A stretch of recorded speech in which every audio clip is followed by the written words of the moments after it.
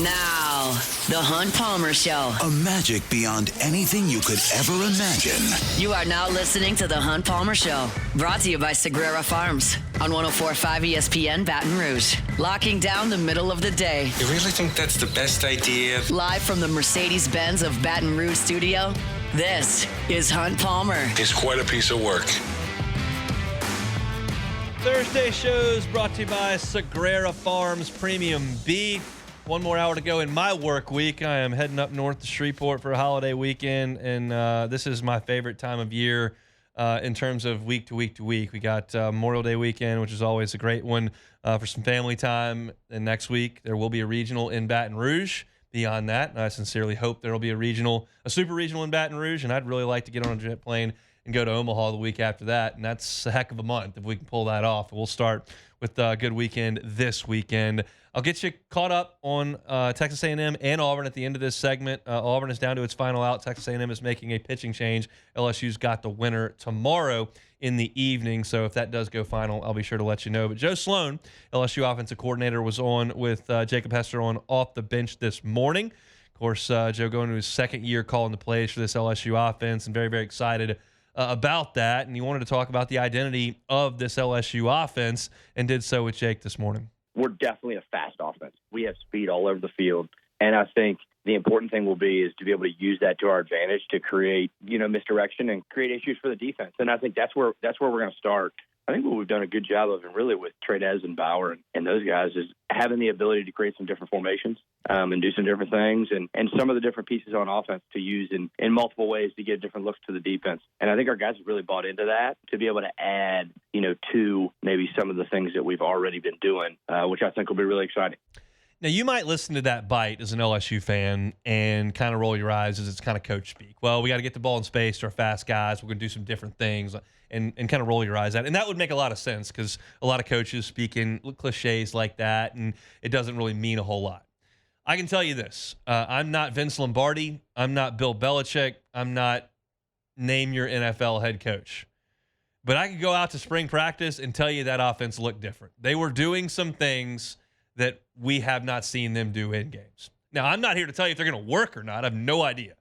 But I promise it's going to look different. They're doing some misdirection things in the running game, a lot of things in the screen game, putting Xavier Thomas in the backfield. They're doing some things that are different. Xavier Thomas is one of those speed pieces, and Berrien Brown is one of those speed pieces, and Chris Hilton is one of those speed pieces, and Caden Durham is one of those speed pieces. They've got a lot of guys who can really run, and the goal is, okay, how do we make those guys get it going wide open? And that's the plan, is to get them to do that. Now, the guy who's got to facilitate this whole thing is Garrett Nussmeier, and Joe Sloan kind of reacted to year one as a starter for Garrett. He was as prepared as he could be and had developed as much as he could possibly develop in order to be prepared to play. And then there's experience and development you have to get from play, right? And there's some situations that happened in the season that now he's aware of how those things transpired, within the way he plays the game. And then practicing and preparing year-round to make sure you can avoid some of the negatives, right, and highlight your strengths. And I think that's what he's doing. There's nothing more impactful than on-job training and learning experience. There's just nothing. It doesn't matter what you do. It doesn't matter if you're selling insurance, managing a construction site, teaching third graders. Like, you're going to get better at anything by doing it. You can practice and practice and practice and practice all you want. You got to do it. And Garrett Nussmeier's first chance to go do it this past year, and I thought it went pretty well. But he's got to get better than he was last year for LSU to accomplish anything they're trying to accomplish. If Garrett Nussmeier is the exact same player he was last year, LSU will lose 3 or 4 games. But if he improves, there's no limit on what LSU can do. So Sloan talked about in the offseason, entering year 2, what that's looking like for Garrett Nussmeier. He's been able to really watch and dive into every bit of his film from the last year, and now take that into spring with having a really good plan on exactly what he wanted to improve on and what we wanted him to improve on in all the different facets of what we do. And I think that's what, when you watch him really from January up until spring ball, that's what he did. And then we would kind of reset during spring ball and say, okay, this is what's really getting better. This is okay, we need to adjust and maybe shift our focus, or, hey, let's look at our footwork here, or let's look at what we're thinking about here. Something else maybe reared its head a little bit. But I think you just see a calmness and a understanding every day of exactly what he needs to do. And I think that's the piece that experience brings you that is hard to have until you actually play. On the one hand, it's really good to watch film of Jaden Daniels running Joe Sloan and Mike Denbrock's offense. Like, that's a positive thing, right? Because Jaden Daniels did it as well as you can do it. On the other hand, it's really hard to watch that film and then go do what he did, right? But it's easier to watch film of you, see what you did well, see what you did not do well, and try to fix that. And Garrett Nussmeier could not do that last April. He didn't have any film. Now he does. And so now Garrett Nussmeier's ready to take control of this speed offense. Speed, speed, speed, speed. One of the speed guys in this offense is Aaron Anderson, who kind of under the radar last year. You had the late Kyron Lacey. Mason Taylor was a big piece of what LSU was doing. And candidly, like, not a lot of people, myself included, expected Aaron Anderson to do very much last year. But he did. And he was as productive as anybody they had in the passing game. And Joe Sloan's pretty excited about Aaron Anderson this year. You talked about Aaron. The way that he's taken from, last spring, right? He was kind of an unproven commodity going in, and he was competing with a lot of different guys. Where was he going to fit? And took advantage of some different opportunities and then really took off from there. But I think you see just a different Aaron this offseason and how he approaches every day, how he's taking care of his body, how he's attacking practice. I couldn't be more proud of him. Being vocal, I mean, he's been awesome. So it's been fun to see. Aaron Anderson had a light bulb go on last year, and that's really fun to watch for an observer, somebody who covers a team, certainly a fan, because it happens at different speeds for a lot of people. Some folks just show up and they're ready to play. And it doesn't happen often, but some folks just do. And like the example that I kind of use from a baseball perspective is like Alex Bregman showed up, just didn't really need to make an adjustment. Just go, hit. Hit for 3 years, moved on. He was in the minor leagues for a year and a half, hit. But not everybody's like that. And Aaron Anderson wasn't like that. He wasn't ready to play at Alabama. Then he got hurt, and he came to LSU, and he was coming back from the injury. He wasn't ready to play, and then it hit. And a light bulb came on, and he figured it out. And he was awesome last year. Absolutely awesome. And he'll be a huge piece to what they do. Now, one guy that was pretty ready to play when he got here, and speaking of speed, was Caden Durham. And he was phenomenal in his freshman season. Time now for an encore for him, and Joe Sloan spoke about his now sophomore running back. What Caden was able to do last year, for just maybe the public, you would just see, okay, Caden's a freshman, and you watch him and you go, oh, wow, he's doing such great things for a freshman, for a true freshman. But I would add this. I mean, he didn't get here till the summer, and what he was able to do and pick up in the summer, carry over, I think it speaks to really, one, the program he came from, but how he handles himself mentally and how he carries himself, his maturity. But for a true freshman in the SEC to go out and play the way he did and play through some of the different injuries he was dealing with, yeah, he was pretty dynamic. So I can't wait for him to be able to stay healthy throughout the year, and what type of runner he can be week in, week out when he's feeling a little bit better. That's the thing. We can't know how Caden Durham felt last year. Like, he could tell you, but I know that he had an insert in his cleat, and that can't help you run. And I know that he actually got run down from behind twice last year. And I don't anticipate that's going to happen a lot. Angles are angles and things happen, but like, he's generally the fastest dude on the field. And I think that 100% healthy, you could see even better stuff from him in his sophomore year than his freshman year, and that's exciting. And there's one more piece to this puzzle, and Joe Sloan spoke about what makes him special. I think he brings so much to the table. He's able to slash and beat people with speed. He's also able to drop his pads and be physical when he needs to. They go all the way back to that run versus South Carolina on third down. Yeah. He hit the gap, and when he split those two defenders down the field, that was a pretty impressive run. There's not a lot of guys in the country that do that. So I couldn't be more excited about him. I think everybody is really excited about Caden Durham and Aaron Anderson and Garrett Nussmeier and this entire LSU offense that's going to take the field in 2025. They should be excellent. The one question mark that I've got, and it's only one on offense. Like, I don't have a big question mark of whether Garrett Nussmeier is going to be a better player. I think he is. That should not be a question. The offensive line is a question, and it's Brad Davis and those guys' job to either take those growing up players that were freshmen and sophomores last year, add in your two transfer potential starters, and figure out a way to be a good offensive line. If they're good on the offensive line, they'll be a top 2 or 3 offense in the SEC. I feel comfortable saying that. So if you want our LSU content, you can find it at LouisianaSports.net. Also, Hunt on LSU, wherever you find your podcasts. LSU's got their SEC tournament opponent for tomorrow. It is the Texas A&M Aggies. We'll talk to Chris Blair about it coming up next. The Hunt Palmer Show. Genesis of Baton Rouge. GenesisofBatonRouge.com is that website. Every car that's on the lot is online at GenesisofBatonRouge.com. And every single car on that lot is part of the line that was given the IHA Top Safety Award. Some of them were Top Safety Pick Plus, but every single model, from the entry level to the highest end, sedan, SUV, all of them, IHA Top Safety Picks.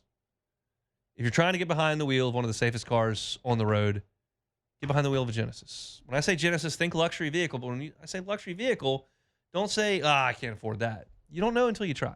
Start that buying process at GenesisofBatonRouge.com. Go see one of their brand ambassadors. Stop by the dealership.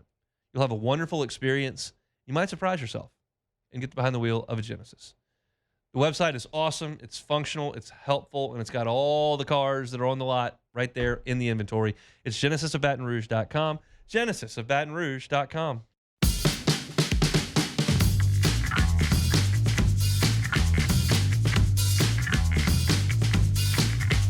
You're listening to The Hunt Palmer Show, brought to you by Sagrera Farms. All right, 45 minutes left to go here on this Thursday. As the boy Slady mentioned, they were brought to you by Sagrera Farms Premium Beef. LSU has its opponent now. The Texas A&M Aggies moving on. They have won a couple of games. Auburn headed back to the Plains. I believe they've done enough to be a top 8 national seed with an RPI. As we look at it live, of 5, they got 15 quad 1 wins. Number 1 strength of schedule. I think Auburn is just fine. LSU trying to join them. I think they'll be okay. But you'd like to win tomorrow. And Chris Blair will be there tomorrow at the Hoover Met. He'll be on the call. He joins us now on the Jim's Firearms Hotline. Chris, thanks for the time. How are you, sir? I'm good, Hunt, man. Good to be back with you. Great to be with you. Would you describe Thursday's loss in Columbia as stunning, jarring to LSU? You had seen Zach Cowan come through time and time again, and can't ask guys to be perfect, and it kind of put LSU's back against the wall. How was the emotion on Thursday? Yeah, I mean, I hate to say this, and let me preface this answer by saying every time you lose a game, you can't simply say, well, that's baseball. That game in particular last Thursday, we just had an odd feeling. And, Bill Franquez has forgot more LSU baseball than I'll ever know. And as that game got deeper, Bill you could just tell with his body language and in commercial breaks, he was like, I just don't like this. We're allowing a team that has nothing to play for but pride on their home field kind of hang around. And, you had some uncharacteristic base stealing mistakes, which, all in all, I agree with Coach Johnson. I think this team has been very good on the bases and a lot more aggressive. Maybe not as uber aggressive as other teams, but compared to the first 3 seasons, I think, they're a little more aggressive. And I just think it was just one of those nights where, you missed a couple of opportunities. You ran your way out of some scoring opportunities at second and third with less than 2 outs. And yet, again, you let a team hang around and then a crazy ending with who would have thought Zach Cowan throws a wild pitch to score a runner from third? Nobody. Do I think we need to worry about Zach Cowan? Absolutely not. I'm going to put that one in the category, please forgive me, of that was baseball. And the next 2 days, you handed the ball to Anderson and Ianson, and things went according to plan. How much confidence should LSU have in those 2 guys and when they're on the mound at this point? Extreme amounts of confidence, just because of what they've done. The body of work speaks for itself. And, I really felt like in Friday and Saturday's game, Hunt, there were a lot of things that LSU did right, or there were opportunities that they didn't mess up. That's kind of how I thought Thursday night's game was going to go. You just steadily add a run or 2 here or there, and suddenly it's a 7-1, 8-1 ball game. And again, that's what didn't happen on Thursday. But with Cade and Anthony Ianson, I just think you feel very good about whatever team you're playing. Doesn't mean they'll always win or always give you the best outing, like we saw a couple of times in their complete game victories. But they don't have to do that for LSU to be successful. How does Chase Shores look from the broadcast booth? I like Chase Shores. There's always an immediate jump to, okay, well, looks like Chase has got his stuff and he's looking confident. Let's put him back in that starting role. I don't know that always translates in the same way that, you take a starter who struggles and, they go into the bullpen and suddenly they're doing a great job. Do you want to bring them back? I don't know that. I just know that, Chase Shores is one of those guys that was asked earlier this morning about who, we've always seen, especially that 23 team. And to a certain degree, people might forget last year LSU came to the SEC tournament as the 11th seed and found their way all the way to the championship game, which is a big reason why I think they were able to punch their ticket to a regional. And while everybody was upset LSU didn't get out of Chapel Hill, based on the regular season, I won't say they superseded expectations because that's not true at LSU, but I think they went a lot farther than people thought. And some of that was because we found some guys who had been inconsistent at times throughout the season, step up in big moments. And I think Chase Shores is one of those. I think Maverick Rizzi is another. I think Cooper Williams is one. And, I think Jacob Myers is one. Again, it's not as if they have to come in and pitch, 4 solid shutout innings. But, if you can piece those together in a game you need to win, I think those are the top 4 candidates for me to follow Cowan and if Evans stays in the bullpen or becomes a starter here in the postseason. I think the candidates are there. And, again, having the 1-2 punch of Cade and Anthony, a guy like Chase Shores could be so valuable, not only this week, tomorrow night possibly, but certainly once you get to regional, super regional, and hopefully Omaha. I was a big curmudgeon at the family get-together this time last year, Thursday, Friday, roll around. I was like, I just need them to lose and go home and get rested. They've done enough. They're not going to be a host, and they didn't end up getting a Sunday. Now, with this format, I'm looking at this going like, I'd kind of rather them only play 2 games, but if they play 3 games this weekend, they're not overextending anything. How do you feel about the format? No, I was joking earlier today. In fact, when I see Coach Johnson, I'm going to tell him, so, Coach, see what I told you a couple of years ago? Top 4 seeds where it's at, as if he didn't know that. But to me, the way the format changes, and even though Jay was one of 3 coaches that voted against it, he wanted to keep it the old method. This is the way to do it because, again, you're right. You're not going to overextend yourself if you find yourself playing for a title on Sunday like they did a year ago, which, you look back to last year, you had to, as we mentioned. But, if you can come in every year as a top 4 seed in this type format, I mean, they were talking on the broadcast during the A&M Auburn game. I mean, it seems weird. Nobody has seen the top 4 seeds. They haven't really been hanging around the ballpark. I know Coach Johnson and the team practiced this morning at 10 o'clock over at Hoover High. And I know Jay's going to be on set here in a little bit, but there's almost as if the top 4 are not even in Hoover yet, although we didn't get here till yesterday. Last one. I appreciate your time here. I know you've got some things to get to over in Hoover, but Stephen Milam last year really found it in Hoover, and it translated to North Carolina. That's a guy that got 2 hits on Saturday, and I liked that. How big would his emergence be in this lineup? No, it'd be huge. And again, I think I've been saying it for over a month now. I mean, it's what's there because we saw it, during the freshman campaign offensively. I think he got snubbed, frankly. Justin LeBron's a great shortstop, but I think Justin LeBron had 8 or 9 errors on the season. Stephen Milam's had 3. Yeah. So defensively, I mean, it's one of those deals where I don't care if he bats .000. I mean, defensively, you got to have him there. But we know what he can do offensively.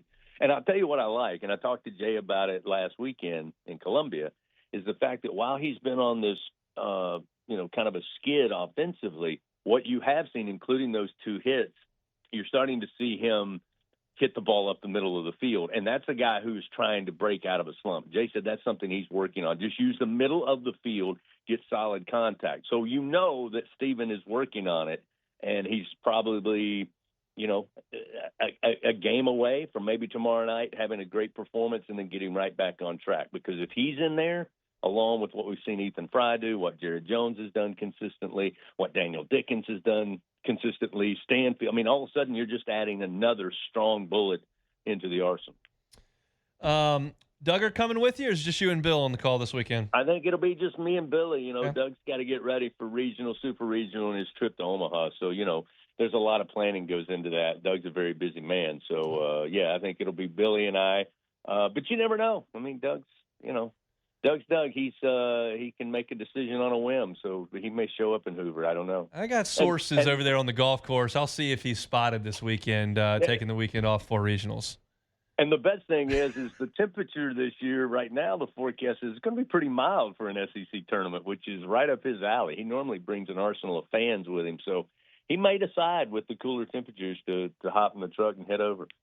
Enjoy as much baseball as the Tigers play this weekend. I will see you at the box on Friday and next week for a regional. You got it, Hunt.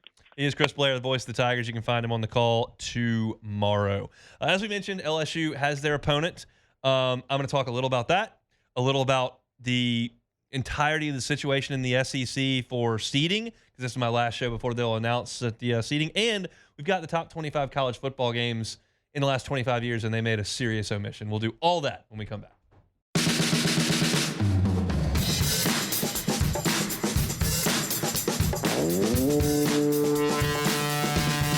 You're listening to The Hunt Palmer Show, brought to you by Sagrera Farms. All right, this will kind of be my last look at the resume portion of this until they do the selection on air, because I'm out tomorrow, and they announce it on Memorial Day when we don't have a show. So I will be updating this daily over at LouisianaSports.net if you're interested. But here's how I feel about where LSU stands right now. And I know there are a lot of people rolling their eyes at this, but I feel like it's my duty to stay on top of this. And if you think it's a waste of time, I understand. LSU did a good job in the regular season, and I think they're fine. But the two metrics that I'm going to look at most closely for the sake of this discussion, because I know that you don't have the metrics in front of you, are RPI and quad one wins. I think those are massively important. I do think the RPI is massively important. I think quad one wins are massively important. For that reason, Vanderbilt is a top 8 national seed. They have 15. First of all, let's start with LSU so we have a baseline. Start with LSU, we have a baseline. LSU is 8 in the RPI with 13 Q1s. 8 in the RPI, 13 quad ones. Good enough. Vanderbilt is 1 in the RPI with 15 quad ones. They did not play Missouri or South Carolina. They are a lock national seed. That's 1. Texas won 22 SEC games. They are 18-10 in quad one with a 3 RPI. Absolute stone cold lock they're in. That's 2. Arkansas won 20 league games. Their RPI is 4. They are 14-9 in Q1. That's better than LSU. Arkansas, stone cold, lead pipe lop. That's 3. And Auburn dropped from number 2 in the RPI with that loss to Texas A&M to number 5. Auburn is 5 in the RPI with 15 Q1 wins. That's 2 more than LSU. Plus, they swept LSU. I think Auburn's a top 8. I'm locking them in. That's 4. So now we've got 4 spots. And I've got 8 teams for 4 spots. Georgia's one of them. Georgia has 13 quad one wins. That's the same as LSU.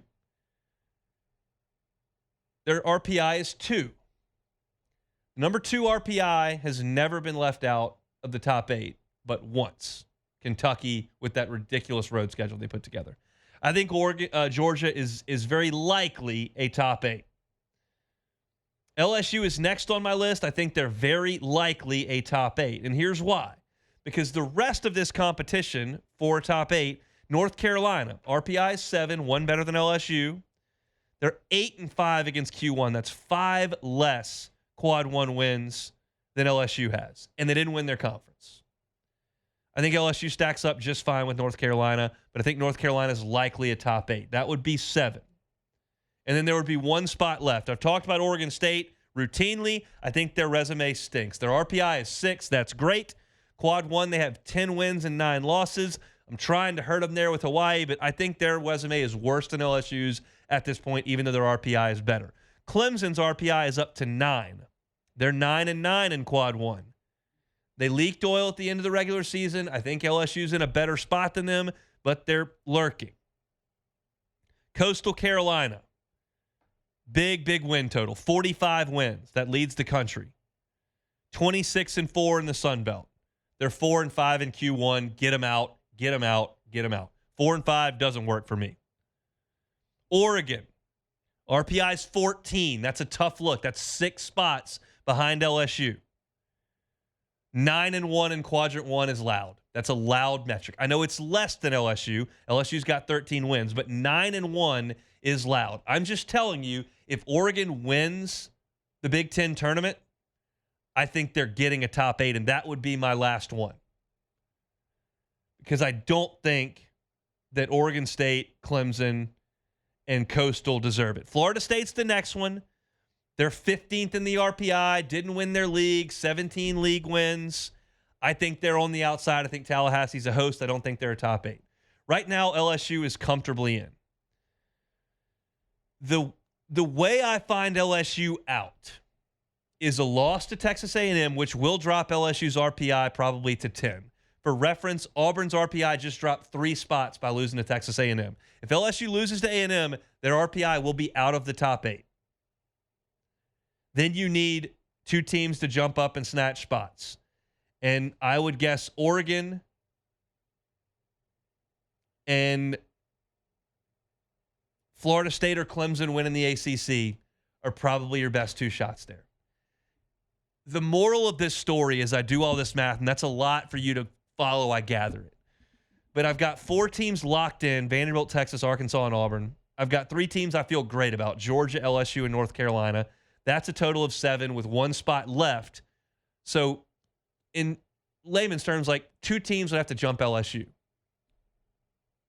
I don't think that's going to happen. I think LSU is in good shape. I'm saying it can. So what LSU can do tomorrow is beat Texas A&M. If you didn't know LSU was playing Texas A&M, you just got off work, you just got in the car. No one's picking the kids up from school, I guess, anymore because it's summertime. But Texas A&M just beat our Auburn. And in the process of the last 2 games, Texas A&M has burned Ryan Prager, their Friday night starter. They've burned Justin Lampkin, their Saturday starter, who has been great in his last 2 outings. They burned Weston Moss today, their best bullpen option. They pitched Caden Wilson, their second best option. He only threw 13 pitches. Technically, he could pitch again tomorrow, but he did pitch today. And then from a lineup perspective, Texas A&M is a mash unit. You're now well aware that they've played the whole year without Gavin Grahovic, their big third baseman from last year, who was an SEC Freshman of the Year. In the last 3 weeks, Caden Sorrell broke his hamate bone last week. He's going to be a top 15 pick in next year's draft. He hit the home run off Zach Cowan in College Station to beat LSU in Game 3. He's out for the year. And Jace Laviolette, their big gun, their all-time leader in home runs. Not had a great year, but he's a very talented dude who hit a 3-run home run today, which was all the scoring. Sorry, Caden Kidd hit that home run. Laviolette homered yesterday. But homered yesterday, he probably broke his hamate bone today. He got hit by a pitch, took his base, tried to run. They took him out of the game. He came back in the dugout and had a cast on that hamate area of his hand and did not re-enter. A guy in a cast today, when there's an x-ray machine in the Hoover Met, which they reported, is probably not playing tomorrow. So you're talking about an A&M team without its ace, without its second starter, without its best bullpen guy, and without its top 3 hitters from February. That's who you're playing tomorrow. And you got Cade Anderson and Chase Shores and Zach Cowan and Kason Evans and Jaden Newt and whoever you want to throw. You're going to see, very likely, Miles Patton tomorrow. Now, I'm going to attempt, as I talk, to pull up the box score for Miles Patton's start against LSU. He started Game 3, the one LSU blew at the end with the Sorrell home run, and he did a good job baffling LSU early. It is not power stuff. It's changeup, slider, 91-mile-an-hour fastball. But LSU didn't hit it great early. Now, the line score is not awesome because they got to him finally late. But Patton threw 6 innings that day, 6 hits, 4 runs, 2 walks, and 6 strikeouts. His ERA at the end of that day was 5 for the season. So I can't really paint you a picture of an SEC team you could realistically see on Friday that's in this kind of state. Like, sure, Missouri could have gotten here, I guess. But A&M is the walking wounded. Now, what A&M has going for them is they know their back's against the wall. They know they have to win. Their intensity level is going to be sky high from the start. Now, Cade Anderson can deflate that. And their intensity level was high from the start today. and they scored in one inning. They hit 1 3-run home run. That was all they scored. They didn't score in the 8 other innings, and they're last in the SEC in batting average. So, from a matchup perspective, this is phenomenal for LSU. Cade Anderson saw these Texas A&M Aggie bats in the first game of that series, which actually was on a Saturday. They got rained on Friday. I was at Jazz Fest. Anderson in that start, 6 innings, 3 hits, 1 run, 12 strikeouts, and 3 walks. He was awesome. In that game where LSU was held to 1 run, Ryan Prager threw 7 innings. He's burned. Weston Moss threw 2/3 of an inning. He's burned. Caden Wilson threw an inning and a third. He pitched today. You get the point. LSU's in a great spot tomorrow, and I know that this weekend's Twitter festivities would suggest this is just me blowing smoke, but if LSU wins the game tomorrow, LSU is a top 8 national seed lock. I'm not willing to sit here right now with 20 minutes to go in my work week on a Thursday and say that based on the amount of baseball that other teams have to play. And I feel great about LSU right now. And even if LSU loses, I still feel pretty good about getting a top 8 national seed. But it's just that. It's pretty good. Great implies that it's over. Lock implies that it's over. I'm not quite there yet, but I feel good. And I like LSU's matchup tomorrow. And LSU plays great in that stadium. And I think LSU's got a great chance to win. Hand the ball to Anthony Ianson on Saturday and potentially go play for a conference championship on Sunday. And usually I sit here and say, please don't get to that game. Please don't get to that game. Please don't get to that game. In this case, you've got enough arms. You haven't been overextended. Guys can get some at-bats. As long as you don't have a Jace Laviolette situation where somebody gets hit on the hand, and we'll knock on wood on that, at-bats are a good thing. So I feel great about where LSU stands relative to the tournament as a whole. They just got to go out there and play a good ball game tomorrow against the Texas A&M Aggies. Still one more game to go this evening. Maybe 2. They've been 2. Yeah, 1 more game to go this evening in the SEC tournament. And then there will be 2 more tomorrow. LSU will play the late game on Friday night. Let me do this real quick. We'll play Take It or Leave It at the end. But let me do this. David Ubin put together a list of the top 25 college football games of the last 25 years. The Athletic is putting out a lot of these pieces, best players, best teams, and this is the best games version of that piece. And I feel like there's been a grave injustice done here with one game. And the game I'm talking about is the 9-6 LSU-Alabama game in 2011. It's not on his list of the top 25 games of the quarter century. Now, the top of this list, I have no interest in arguing with. I think it's great. He's got the Vince Young Rose Bowl first. Incredible game. I was a senior in high school, loved it. The Boise, Oklahoma Fiesta Bowl with the hook and ladder and the Statue of Liberty and the proposal, that's great. No issue with that whatsoever. Alabama, Auburn, kick 6 and 13. 3, love it. Fantastic game. The Bush Push, USC, Notre Dame, the win streak, Under the Lights, Charlie Weiss, Matt Leinart, the whole thing, Brady Quinn. I'm fine with that at number 4. Great game, incredible theater. The Baker Mayfield, Jake Fromm Rose Bowl, where they went back and forth, 54-48. I love that game. That's a classic. You've got the Ohio State-Miami game where there was a pass interference in the end zone. You get the point. Like, these games are great. The Clemson-Alabama title game where they hit the touchdown in the right corner of the end zone. Classic. I mean, I can say these games, and you immediately recall them, and that's great. But to not have the 9-6 game drives me nuts when I get towards the back end of this list, and I've got games that I don't remember, and nobody should. Nevada, Boise State in 2010, an overtime game. I don't know anything about any of this. Couldn't even tell you. It was in 2010. I don't care. Who was on Nevada back then? Baylor and TCU in 2014 played a 61-58 game, and they lead the story with the matchup between the eventual Big 12 co-champions and co-college football playoff snubs was a classic in the moment. In the moment. What? Baylor, TCU in 2014? I don't think so. And then his 19th game is Central Florida versus South Florida in 2017, what? The war on I-4. And that was the Central Florida team that played LSU in the Fiesta Bowl and claimed a national championship or whatever. No, I mean, give me a break with that as number 19. Did any LSU games make it? Yes, the LSU Texas A&M 7 overtime loss made the list. which was a wild game. Yeah, Fine. it was wild, But to discredit the Alabama LSU 11 game Ridiculous. because it was 9-6 and not 58-54 is ludicrous. That would be like me saying the LSU College World Series game with Wake Forest between Paul Skeens and Rhett Lauder that finished 2-0 on the walk-off home run by Tommy White. Like, that would be like saying, well, that game sucked. Nobody scored. Well, yeah, nobody scored because Paul Skeens and Rhett Lauder were out there like wizards, and Trey Morgan's making the play of the year at first base. There were, let me get my calculator out, 7,000 NFL players on the field that day between LSU and Alabama. Without a doubt. It was the greatest collection of talent I've ever seen with two eyes. And to completely dismiss that game and not put it in the top 25 games. Yeah. You want to give me top 5? You want to go kick 6, Vince Young, Boise? Like, fine. I don't have it. I can't disagree with that. Not in the top 25. We're trying too hard not to put one of the greatest games with the greatest collection of talent. I was in the stadium that night, and I will say this ticks LSU fans off. But I can't, I'm not making this up. I have never felt a stadium feel like that pregame for a regular season game in my life. It was completely full an hour before kickoff. Everywhere you looked on the sidelines was a celebrity.